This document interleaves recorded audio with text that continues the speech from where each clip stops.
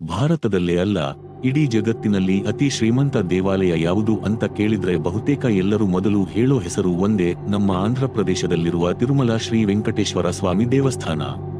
ಪ್ರತಿ ತಿಂಗಳು ಈ ದೇವಾಲಯಕ್ಕೆ ಬರೋ ದೇಣಿಗೆ ಸುಮಾರು 300 ರಿಂದ 400 ಕೋಟಿ ರೂಪಾಯಿ. ವರ್ಷಕ್ಕೆ ಲೆಕ್ಕ ಹಾಕಿದ್ರೆ 5,000 ಕೋಟಿಗೂ ಹೆಚ್ಚು. ದೇವಾಲಯದ ಒಟ್ಟು ಆಸ್ತಿ ಮೌಲ್ಯ ಸುಮಾರು 5 ಲಕ್ಷ ಕೋಟಿ ರೂಪಾಯಿ ಅಂತ ಅಂದಾಜು ಮಾಡಲಾಗುತ್ತದೆ. ಇದು ಜಗತ್ತಿನ ಹಲವಾರು ದೇಶಗಳ ವಾರ್ಷಿಕ ಬಜೆಟ್ಗಿಂತಲೂ ಜಾಸ್ತಿ. ತಿರುಮಲ ದೇವಸ್ಥಾನದ ಬಳಿ 11 ಟನ್ಗಿಂತ ಹೆಚ್ಚು ಚಿನ್ನದ ಸಂಗ್ರಹ ಇದೆ. ಸ್ವಾಮಿಯ ಕಿರೀಟ ಮಾತ್ರವೇ 1000 ಕಿಲೋ ತೂಕ, 2.5 ಟನ್ ಚಿನ್ನದ ಕವಚ, ಸಾವಿರಾರು ಚಿನ್ನದ ಆಭರಣಗಳು. ಇಷ್ಟು ಅಪಾರ ಸಂಪತ್ತು ಇದ್ದರೂ ಕೂಡ ತಿರುಮಲದ ದೇವರನ್ನು ಜನ ಅಪ್ಪಿನಲ್ಲಿ ಇರುವ ದೇವರು ಅಂತ ಯಾಕೆ ಕರೀತಾರೆ ಅನ್ನೋ ಪ್ರಶ್ನೆ ನಿಮಗೂ ಬಂದಿರಬಹುದು. ಇದರ ಹಿಂದೆ ಇರುವ ಕಥೆ ಏನು?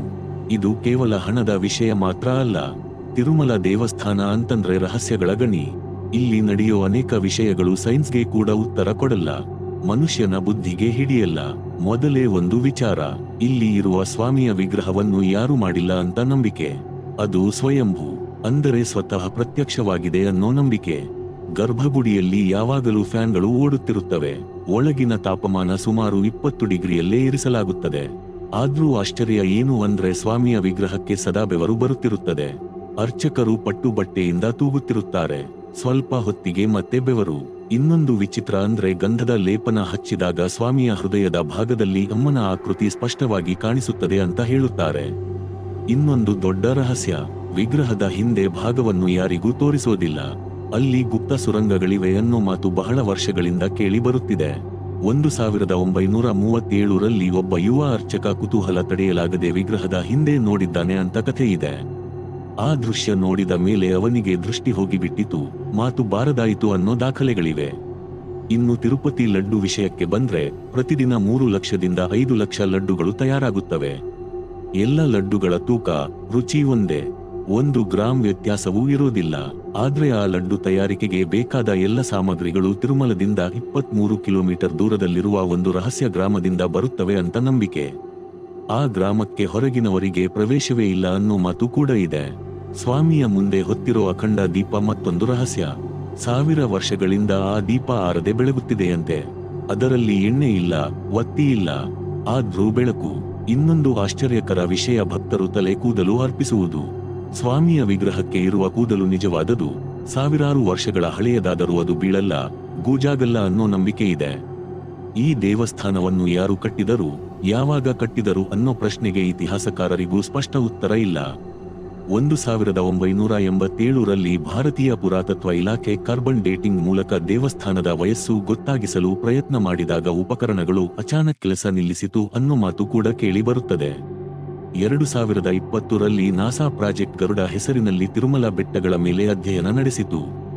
ಆ ವರದಿ ವಿಜ್ಞಾನಿಗಳನ್ನು ಬೆಚ್ಚಿ ಬೀಳಿಸಿದರೂ ಅದು ಸಾರ್ವಜನಿಕವಾಗಲಿಲ್ಲ ಅನ್ನೋ ಮಾತು ಇದೆ. ಸ್ವಾಮಿಯ ಕಿರೀಟದಲ್ಲಿ ಇರುವ ಕೃಷ್ಣಮಣಿ ಬಗ್ಗೆ ಕೂಡ ದೊಡ್ಡ ಚರ್ಚೆ ಇದೆ. ಅದು ಕೊಹಿನೂರ್ ವಜ್ರಕ್ಕಿಂತಲೂ ಅಮೂಲ್ಯ ಅಂತ ಕೆಲವರು ಹೇಳ್ತಾರೆ. ವಿಷ್ಣು ಪುರಾಣದಲ್ಲಿ ಹೇಳಿರೋ ಕೌಸ್ತುಭ ಮಣಿಯೇ ಇದ ಅನ್ನೋ ಪ್ರಶ್ನೆ ಕೂಡ ಇದೆ. ಇಷ್ಟೆಲ್ಲ ರಹಸ್ಯಗಳ ಹಿಂದೆ ಇರುವ ಮೂಲ ಕಥೆ ತಿಳಿಯಬೇಕಾದ್ರೆ ನಾವು ಪುರಾಣದ ಕಡೆ ಹೋಗಬೇಕು. ಪ್ರಳಯದ ಸಮಯದಲ್ಲಿ ಭೂಮಿಯನ್ನು ರಕ್ಷಿಸಲು ವಿಷ್ಣು ಆದಿ ವರಾಹ ರೂಪದಲ್ಲಿ ಅವತಾರ ತಾಳಿದ ಕಥೆ. ನಂತರ ಭೂದೇವಿಯ ಜೊತೆ ತಿರುಮಲ ಬೆಟ್ಟಗಳಲ್ಲಿ ವಾಸ ಆರಂಭಿಸಿದ ಕಥೆ. ನೈಮಿಷಾರಣ್ಯದಲ್ಲಿ ಋಷಿಗಳು ಯಜ್ಞ ಮಾಡಿದಾಗ ಭೃಗು ಮಹರ್ಷಿ ತ್ರಿಮೂರ್ತಿಗಳನ್ನು ಪರೀಕ್ಷಿಸಲು ಹೊರಟ ಕಥೆ. ವಿಷ್ಣುವಿನ ಸಹನಶೀಲತೆ, ಲಕ್ಷ್ಮೀದೇವಿಯ ವೈಕುಂಠ ತ್ಯಾಗ. ಲಕ್ಷ್ಮೀದೇವಿ ಕೊಲ್ಪೂರಿಗೆ ಹೋಗಿ ತಪಸ್ಸು ಮಾಡಿದಾಗ ವಿಷ್ಣು ಭೂಮಿಗೆ ಬಂದು ತಿರುಮಲದಲ್ಲಿ ಅಡಗಿಕೊಂಡ ಕಥೆ.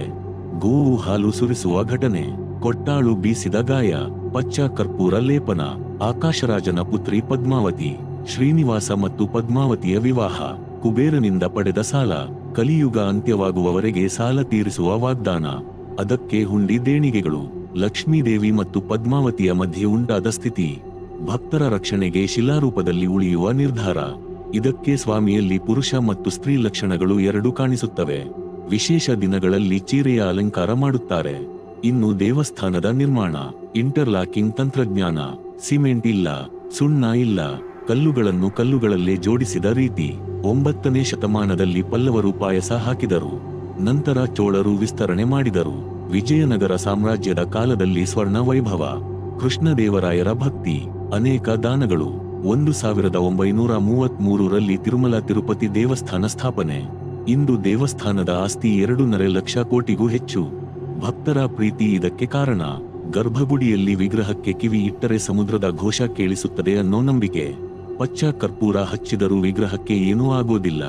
ಹಿಂಭಾಗದ ರಹಸ್ಯ, ನೀಲಿ ಬೆಳಕು ಕಂಡ ಘಟನೆಗಳು, ಇನ್ಫ್ರಾರೆಡ್ ಕ್ಯಾಮೆರಾ ಕೆಲಸ ಮಾಡದ ಘಟನೆಗಳು, ಗುಪ್ತ ಸುರಂಗಗಳು, ಬ್ರಹ್ಮಾಸ್ತ್ರ ಸುರಂಗ, ಸ್ವರ್ಣ ವಾನರ ಮಾರ್ಗ, ಕಾಲಾಪಾನಿ ಸುರಂಗ ಅನ್ನೋ ಕಥೆಗಳು, ವಿಗ್ರಹದಿಂದ ಬರುವ ಉಷ್ಣತೆ, ನಿರಂತರ ಬೆವರು, ಸಮುದ್ರದ ಶಬ್ದ, ಅಖಂಡ ದೀಪದ ರಹಸ್ಯ, ವಿಶೇಷ ಎಣ್ಣೆ, ವಿಶೇಷ ವತ್ತಿ, ಪೂರ್ತಿಯಾದ ವಾಯುಹರಿವು, ತಿರುಮಲಕ್ಕೆ ಬರುವ ಹಾಲು, ಹೂ, ತುಪ್ಪ ಎಲ್ಲವೂ ಒಂದು ಅಜ್ಞಾತ ಗ್ರಾಮದಿಂದ ಬರುತ್ತವೆ ಅನ್ನೋ ನಂಬಿಕೆ. ಲಡ್ಡು ಹುಟ್ಟಿದ ಕಥೆ, ವೃದ್ಧೆಯ ರೂಪದಲ್ಲಿ ಬಂದ ಲಕ್ಷ್ಮೀದೇವಿ ಅನ್ನೋ ನಂಬಿಕೆ. ನಾಸಾ ಅಧ್ಯಯನಗಳು, ಬೆಟ್ಟದ ಕೆಳಗಿನ ಅಜ್ಞಾತ ಶಕ್ತಿ, ಓಂ ಶಬ್ದದಂತಿರುವ ಕಂಪನಗಳು, ಇವೆಲ್ಲ ಕೇವಲ ಕಥೆಗಳ ಅಥವಾ ನಿಜಕ್ಕೂ ಅರ್ಥವಾಗದ ಅಚ್ಚರಿಗಳ ಅನ್ನೋದು ಪ್ರತಿಯೊಬ್ಬ ಭಕ್ತನಿಗೂ ಬರುವ ಪ್ರಶ್ನೆ.